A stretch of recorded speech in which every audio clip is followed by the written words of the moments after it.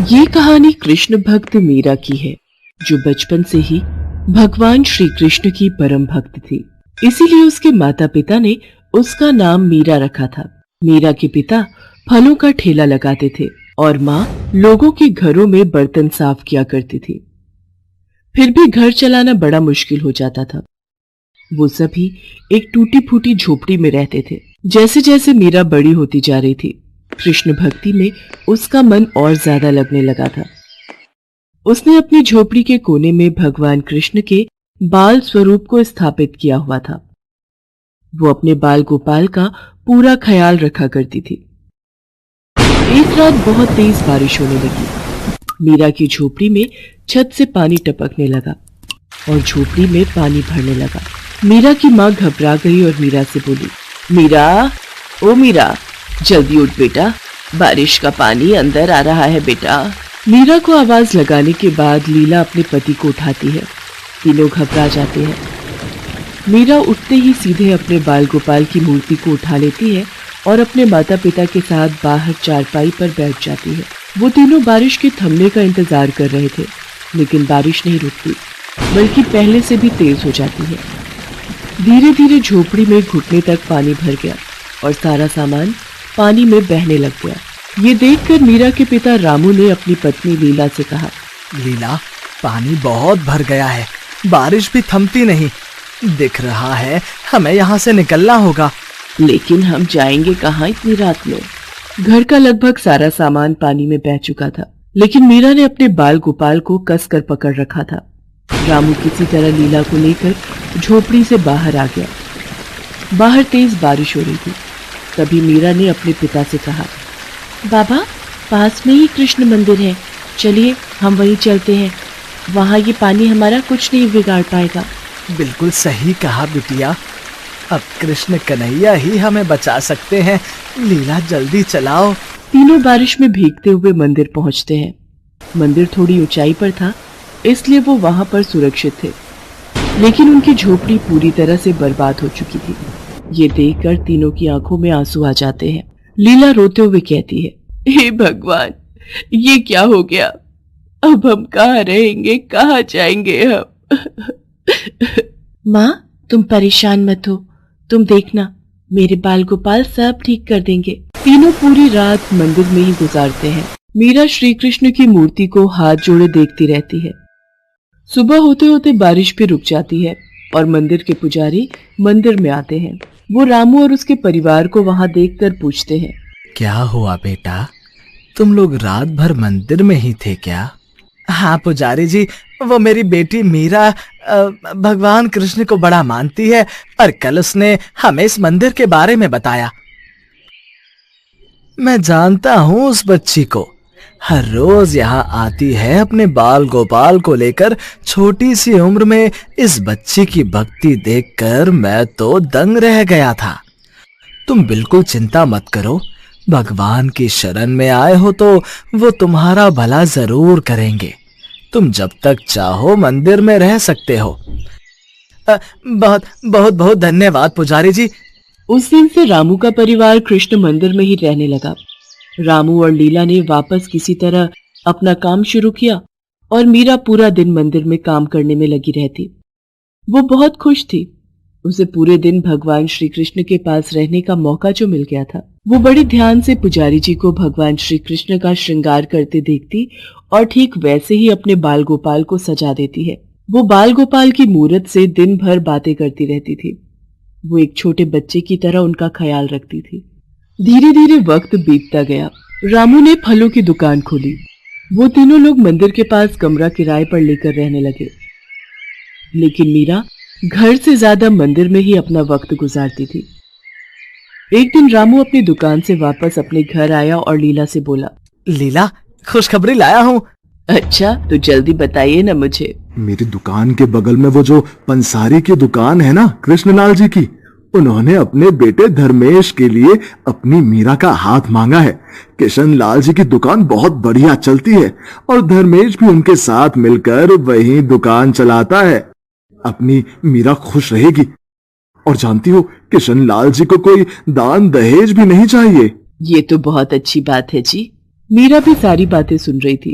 उसने अपने माता पिता को टोकते हुए कहा, माँ, बाबा, मुझे कोई शादी वादी नहीं करनी। मैं बहुत खुश हूँ अपने बाल गोपाल के साथ और आप लोगों के साथ। ऐसा नहीं होता बिटिया, शादी तो सबको करनी पड़ती है। और तू चिंता मत कर, तेरे ससुराल वालों से कह देंगे कि तुझे तेरे बाल गोपाल को हमेशा साथ रखने दे। अब तो ठीक है ना? लेकिन कुछ नहीं बिटिया, तू तो हमारी हालत जानती है ना। अच्छा रिश्ता खुद सामने से आया है, इसे जाने नहीं दे सकते हम। मीरा अपने माता पिता की बात मानकर धर्मेश से शादी कर लेती है, लेकिन धर्मेश को लेकर उसे जो बातें बताई गई थी वो उससे बहुत अलग था। उसका मन किसी काम में नहीं लगता था।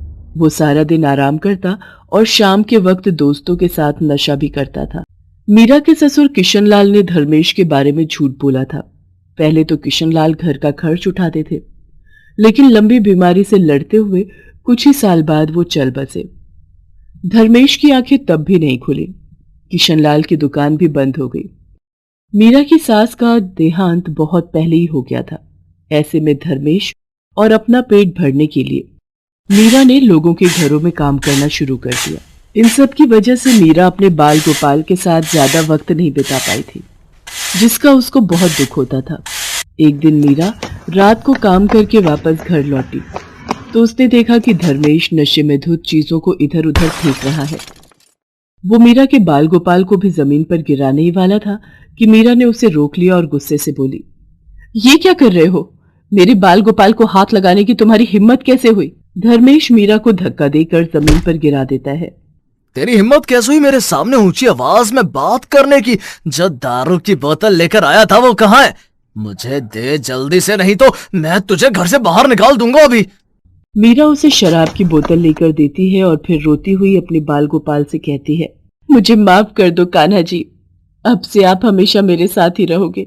मैं आपको कभी अकेला छोड़कर नहीं जाऊंगी। धर्मेश का बर्ताव और स्वास्थ्य दिन पर दिन खराब होता जा रहा था। उधर मीरा अब मां बनने वाली थी, लेकिन फिर भी धर्मेश में कोई बदलाव नहीं आया। कुछ कमाकर घर लाना तो दूर, वो मीरा की कमाई भी उससे छीन लेता था और उन पैसों से नशा करता था। मीरा के माता पिता भी अब इस दुनिया में नहीं थे। मीरा बिल्कुल अकेली पड़ गई थी। हद से ज्यादा नशा करने की वजह से धर्मेश की तबीयत खराब रहने लगी। जल्दी ही वो बिस्तर पर आ गया। नशे की लत ने उसे मौत के करीब लाकर खड़ा कर दिया था। जब धर्मेश को इस बात का एहसास हुआ तो वो एक दिन मीरा से बोला, मीरा, हो सके तो मुझे माफ कर देना। समझ गया हूं कि माँ ने कितने पाप किए हैं और भगवान ने मुझे मेरे किए की सजा भी दे दी है। मैंने तेरी जिंदगी खराब कर दी है, इसके लिए मुझे माफ कर देना। ये धर्मेश के आखिरी शब्द थे। वो जा चुका था। मीरा उस दिन बहुत रोई। फिर अपने बाल गोपाल को देख उसमें थोड़ी हिम्मत जगी। कुछ ही महीनों बाद मीरा ने एक प्यारे से बेटे को जन्म दिया और अब वो अपने बेटे के लिए जीने लगी। उसने अपने बेटे का नाम चंदन रखा।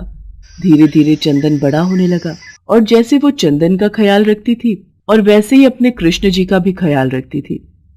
पर चंदन को ये सब समझ में नहीं आता था। एक बार चंदन ने मीरा से पूछा, माँ, ये बाल गोपाल कौन है? वो मेरे सब कुछ है बेटा, उन्हीं की वजह से मैं आज जिंदा हूँ और तेरा ख्याल भी रख पा रही हूँ। ऐसे ही कुछ दिन बीत गए।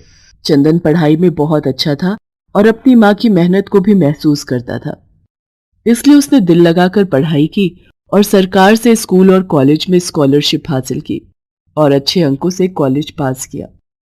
कॉलेज पास करते ही उसे बहुत अच्छी नौकरी मिल गई। नौकरी मिलते ही चंदन मीरा के पास गया और बोला, मेरी नौकरी लग गई है माँ, आपको कोई काम करने की जरूरत नहीं है। अब घर का सारा खर्च मैं चलाऊंगा। अब बस तुम घर पर रहकर आराम करना। राधे कृष्णा, राधे कृष्णा। ये सब मेरे बाल गोपाल की कृपा है, तेरी मेहनत भी। मैं बहुत खुश हूँ बेटा, बहुत खुश। मीरा की आंखों में खुशी के आंसू आ जाते हैं। चंदन अपनी माँ के आंसू पोंछता है और उसे गले लगा लेता है। ऐसे ही कुछ दिन बीत जाते हैं। एक दिन गलती से चंदन के हाथ से भगवान कृष्ण की मूर्ति नीचे गिर जाती है। ये देखकर मीरा बहुत नाराज हो जाती है और गुस्से से कहती है, ये क्या किया तुमने? मेरे बाल गोपाल को गिरा दिया।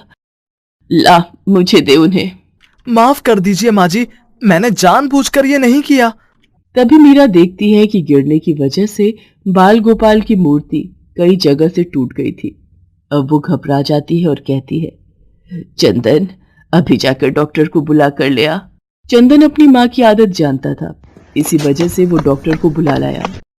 चंदन पहले से ही डॉक्टर को सब कुछ समझा कर लाया था। डॉक्टर साहब, मेरे बाल गोपाल गिर गए थे, बहुत चोट आई है, आप इन्हें जल्दी से ठीक कर देंगे ना? डॉक्टर चंदन की तरफ देखता है और चंदन का इशारा देखकर वो बाल गोपाल की मरहम पट्टी करने का दिखावा करता है।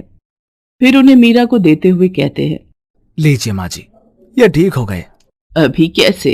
इतनी ऊपर से गिरे हैं मेरे बाल गोपाल। तुमने क्या ये आला शक्ल देखने के लिए लगा रखा है? इसे लगाकर मेरे बाल गोपाल की जांच कर लो कि सब ठीक है ना? डॉक्टर फिर चंदन की शक्ल देखता है। उसके इशारा करने पर फिर आला लगाकर जांच करने का दिखावा करता है। उसके बाद जो हुआ उसने डॉक्टर के होश ही उड़ा दिए। उसे बाल गोपाल की धड़कन सुनाई दे रही थी। उसने एक बार नहीं कई बार जांच की, पर हर बार उन्हें दिल की धड़कन की आवाज सुनाई दी। डॉक्टर के चेहरे का रंग ही उड़ गया। उसे ऐसा देख चंदन ने डॉक्टर से पूछा, क्या हुआ डॉक्टर साहब, तबीयत तो ठीक है? डॉक्टर आला देकर चंदन को भगवान बाल गोपाल की धड़कनों की आवाज सुनाता है। वो दोनों ही दंग रह जाते हैं। फिर मीरा उनसे आला छीन लेती है और कहती है, लाओ ये मुझे दो, पता नहीं क्या खेल कर रहे हो इतनी देर से। मीरा भी बाल गोपाल की धड़कन सुनती है, लेकिन चौंकती नहीं, बल्कि उसे अच्छा लग रहा था। ऐसा लग रहा था कि वो कई सालों से इन धड़कनों को सुनती आ रही है। उसके चेहरे पर संतोष था। वो बाल गोपाल को अपने माथे पर लगाती है और कहती है, ठीक है, मेरे बाल गोपाल बिल्कुल ठीक है। हेलो दोस्तों, कैसे हैं आप सब? हमारी कहानियाँ देखने के लिए हमारे चैनल को सब्सक्राइब कीजिए और हाँ, बेल आइकॉन पर क्लिक करना मत भूलिएगा।